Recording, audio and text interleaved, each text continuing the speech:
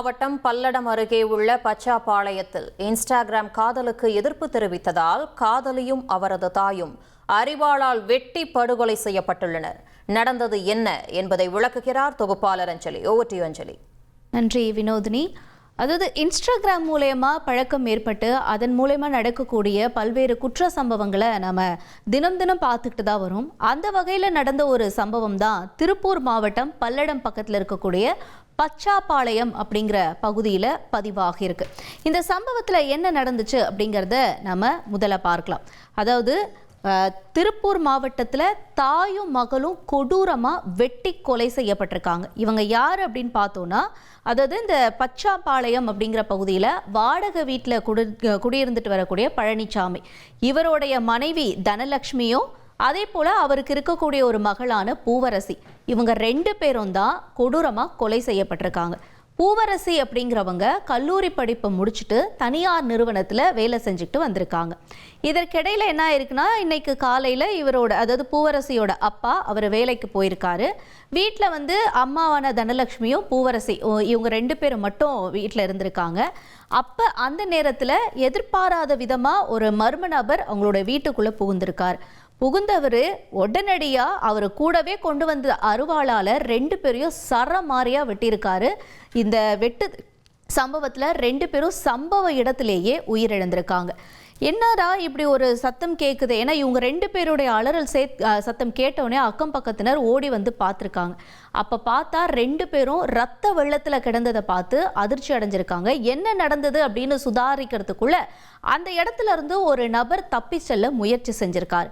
உடனே இந்த நபராக தான் இருக்கும், இவர் தான் ஏதோ பண்ணியிருக்கார் போல அப்படின்னு நினச்சி பொதுமக்கள் அவரை பிடிச்சிருக்காங்க. பிடிச்சி அவரை அடித்து உதச்சி போலீஸ்கிட்ட ஒப்படைக்கவும் செஞ்சுருக்காங்க. ஸோ ஒப்படைச்ச உடனே அதற்கு அடுத்தபடியாக என்ன ஆயிருக்குன்னா, போலீஸார் அங்கே வந்திருக்காங்க. பல்லடம் டிஎஸ்பி பார்த்திபனும் போலீஸாரும் அவங்க 2 பேர் அந்த பிடிச்சி வச்சிருந்த நபரை அரெஸ்ட் பண்ணி கூட்டிகிட்டு போயிருக்காங்க. அரெஸ்ட் பண்ணது மட்டும் இல்லாமல் அவங்க என்ன பண்ணியிருக்காங்கன்னா, அந்த 2 பேருடைய இறந்தவங்க 2 பேருடைய உடலையும் பிரேத பரிசோதனைக்காகவும் அனுப்பி வச்சிருக்காங்க. சரி, என்ன நடந்தது இந்த சம்பவத்தில் அப்படின்னு அந்த பிடிச்சி வச்சிருந்த நபர்கிட்ட விசாரிக்கும் போது தான் ஒரு அதிர்ச்சிகர தகவல் வெளியாகிருக்கு. என்ன அப்படின்னா, அந்த நபர் பேர் அக்ஷய், கொலை செய்த நபர் பேர் அக்ஷய். இவரும் பூவரசி அந்த பொண்ணும் 2 பேரும் கடந்த 5 வருஷமாக காதலிச்சிருக்காங்க. இன்ஸ்டாகிராம் மூலமாக இவங்க 2 பேருக்கும் பழக்கம் ஏற்பட்டிருக்கு.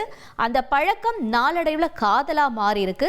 காதலாக மாறினதுக்கப்புறம் 2 பேரும் என்ன பண்ணியிருக்காங்க, ஒரு சில மாதங்களுக்கு முன்னாடி திருமணம் செஞ்சுக்கிட்டாங்க ரகசியமாக அப்படின்னும் சொல்லப்படுது.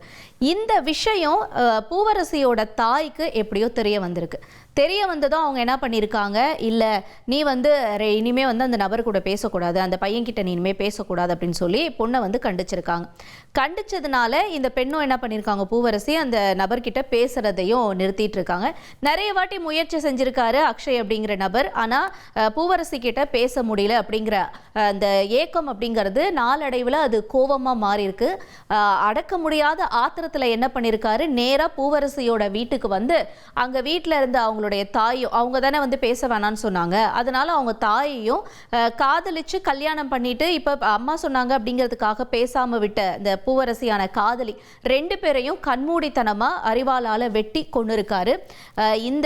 இதுதான் இந்த விசாரணையில் வெளியாகி இருக்கக்கூடிய முதற்கட்ட தகவலாகவும் இருக்கு.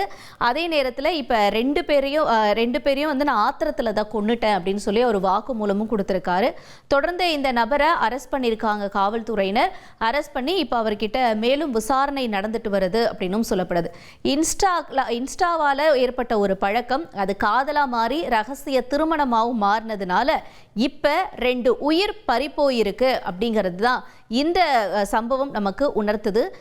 என்ன மாதிரியான சோஷியல் மீடியாவாக இருந்தாலும் அதில் ஏற்படக்கூடிய நட்பு அப்படிங்கிறது லிமிட்டை தாண்டி போகும்பொழுது இந்த மாதிரியான குற்ற சம்பவங்கள் ஏற்படும் அப்படிங்கிறதுக்கு தினம் தினம் ஒரு நிகழ்வுகள் பதிவாகிட்டு இருக்கிறதுல இந்த சம்பவமும் ஒரு உதாரணம் அப்படின்னு தான் சொல்லணும். இனி செல்லும் இடமெல்லாம் செய்தி. தந்தை டிவியின் வாட்ஸ்அப் சேனலை ஃபாலோ பண்ணினா செல்ல இருக்கும் இடமெல்லாம் செய்தி. இதோ QR கோட் இப்பவே ஸ்கேன் பண்ணுங்க, ஃபாலோ பண்ணுங்க.